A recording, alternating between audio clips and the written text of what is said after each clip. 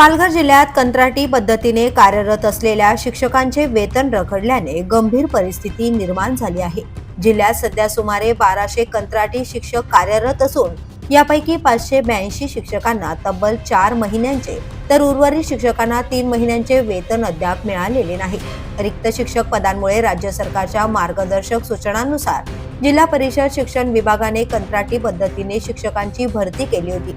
मे 2025 पासून हे शिक्षक विविध शाळांमध्ये अध्यापनाचे काम करत आहेत। यामध्ये पेसा क्षेत्रात 16,000 रुपये मानधनावर काम करणारे 618 शिक्षक, 20,000 रुपये मानधनावर कार्यरत 548 शिक्षक तसेच 20,000 रुपये मानधनावर सेवानिवृत्त शिक्षकांचा समावेश यात आहे। मात्र या शिक्षकांच्या वेतनासाठी स्वतंत्र लेखा शीर्षक तयार करण्यात आणि शासनाकडे मागणीपत्र सादर करण्यात झालेल्या विलंबाचा फटका थेट शिक्षकांना बसला आहे।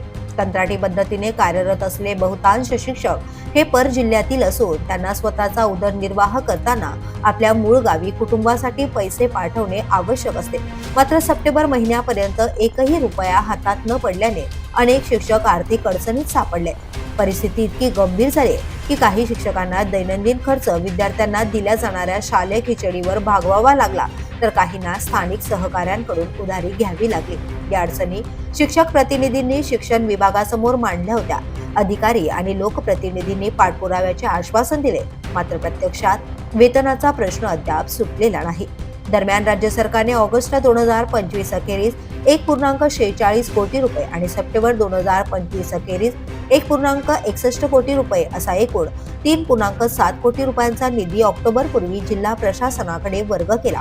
तरी ऑक्टोबर 2025 पर्यंत कंत्राटी शिक्षकांच्या प्रलंबित वेतनासाठी तब्बल 7.26 कोटी रुपयांची आवश्यकता असल्याचं स्पष्ट झालं आहे।